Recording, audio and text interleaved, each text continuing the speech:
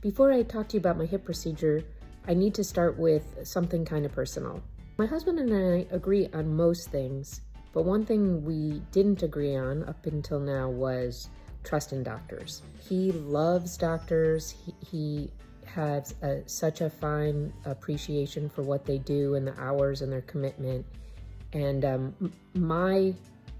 it's my second husband, so we've had a very different background. My opinion of doctors was very low.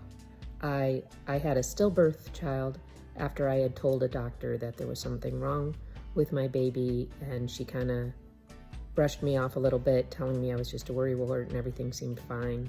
And I knew something was wrong in my gut. Same thing, my mother had a brain tumor that was growing and growing and growing, and they kind of alluded that it was menopause and just signs of old age, and yet it was a tumor. Going into like anything with doctors, I have an immediate distrust. Understanding now, fast forward to my hip procedure. I met my husband 2 years ago, and he works with doctors, so transparently, he actually works with the doctor that worked on my hip procedure. But I've started to really learn and understand that a lot of the issues that on the surface you blame the doctor for is actually the insurance companies. And it's really, really evident if you've ever tried to just get something done. Enter my hip. I'll show you my tear. I'll have to edit it in here, but I was at a work function. Long story short, a colleague hugged me goodbye. She, as someone put it, ragdolled me, rocking me back and forth and telling me how much she missed me. And we both heard a very, very loud pop, and immediately I knew something was wrong.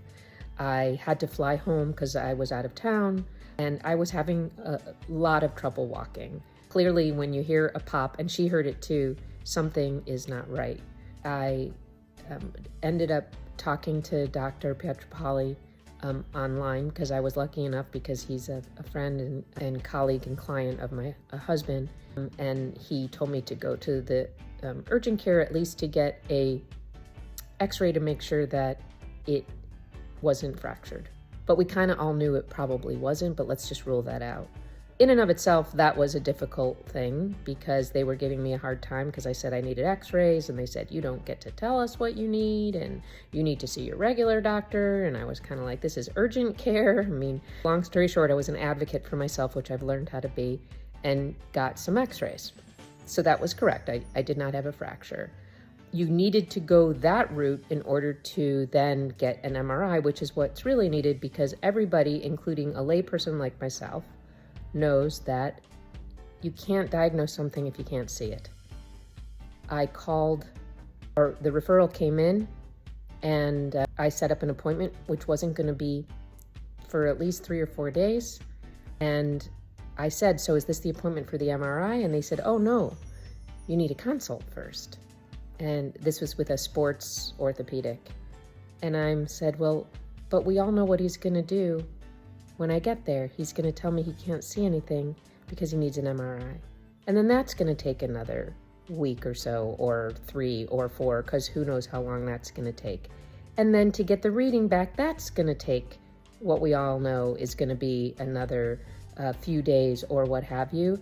And by that time, I would have been walking on my hip for probably 3 weeks to a month, and I'm being conservative, which for all we know would do more damage than needed and cost me the insurance of the first meeting, and then the MRI meeting, and then the radiologist reading it. And all these people deserve their money, but the system is broken.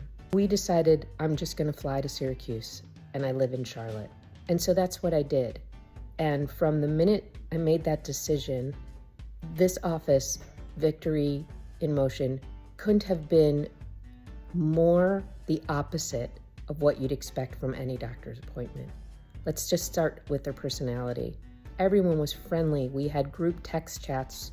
They're helping me with my hotel and my rental car and my picking me up, and that's not what you get from a doctor's office at all. And in 8 hours, so I flew in on a Wednesday night. When I got to my hotel room, there was a bag of goodies, not only did they just include a bag, but they actually had called my husband to ask me what kind of goodies I liked. I was like, well, this is strange. There's a big bag of almonds in here. That's like my favorite munchy food. Everything, which meant a lot because it was 10 o'clock at night and I was hungry and hangry, and just little things like that make all the difference in the world. They picked me up in the morning at 7:50 a.m. and in that day, I got seen at a consult.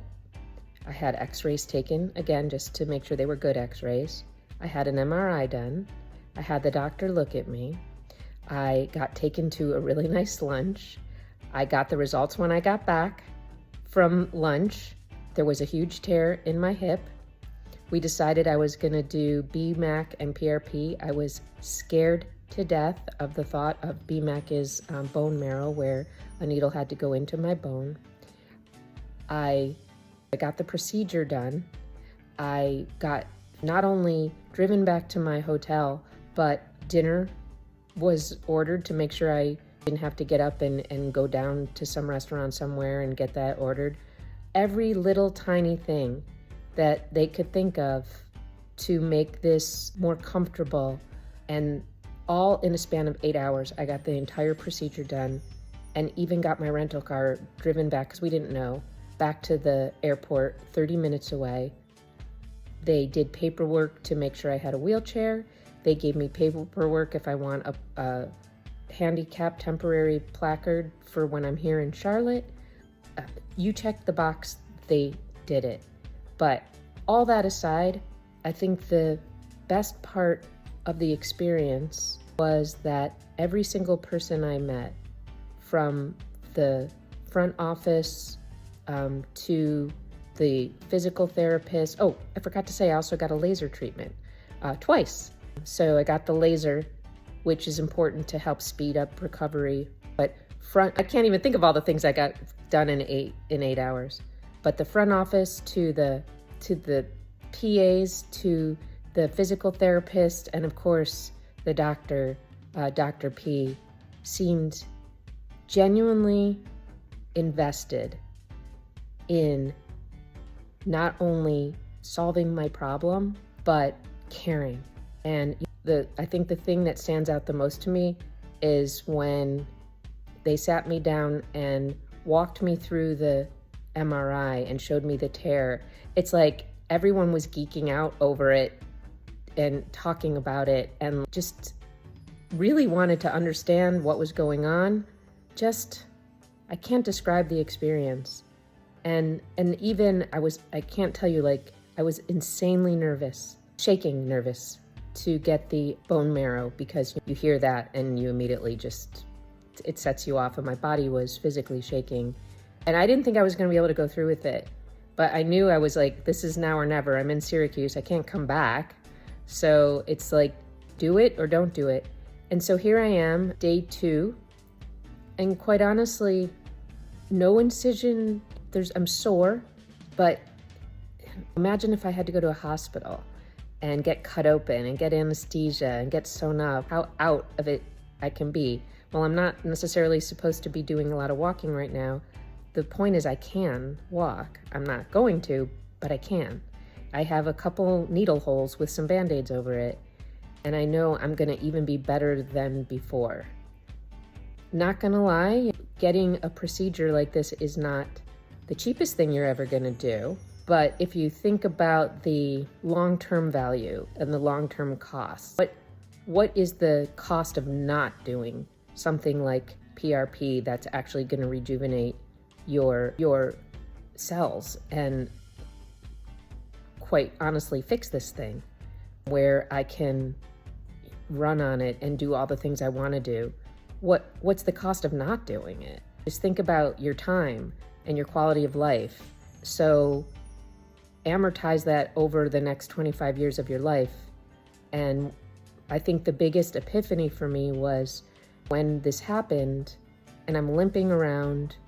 I struggled to walk my dogs, and it did start to heal a little bit before I flew out to Syracuse, meaning the pain started subsiding.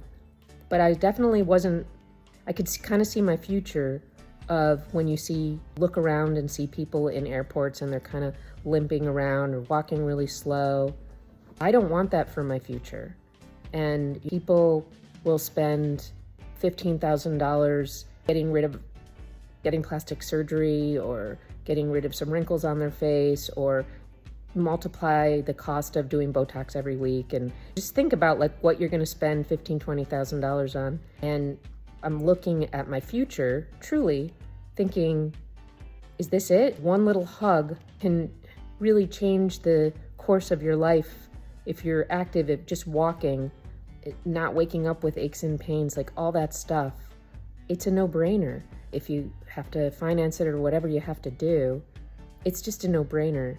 And I could see if I started to do the math and thinking about if I'm sedentary as I get older, that's going to lead to other diseases that are going to cost me money and make me less healthy, chronic pain.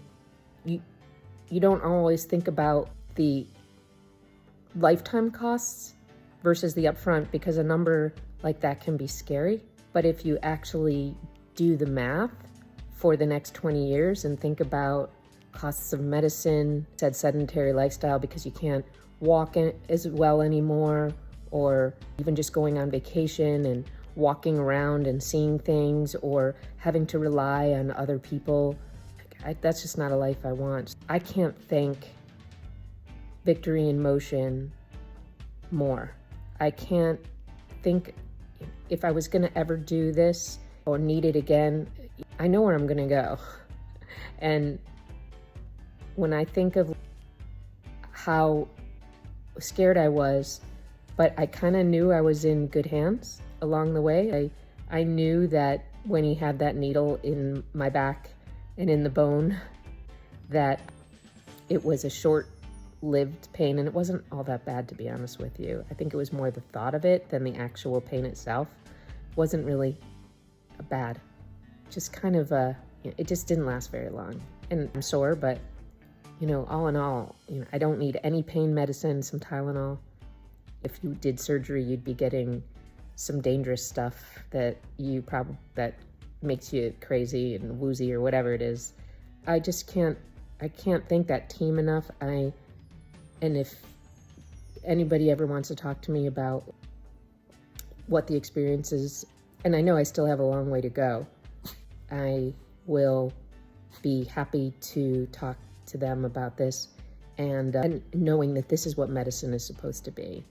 And this is how working with a doctor and a medical office is supposed to be. And I know you could just feel like this is why people go into medicine. And so my faith is completely restored.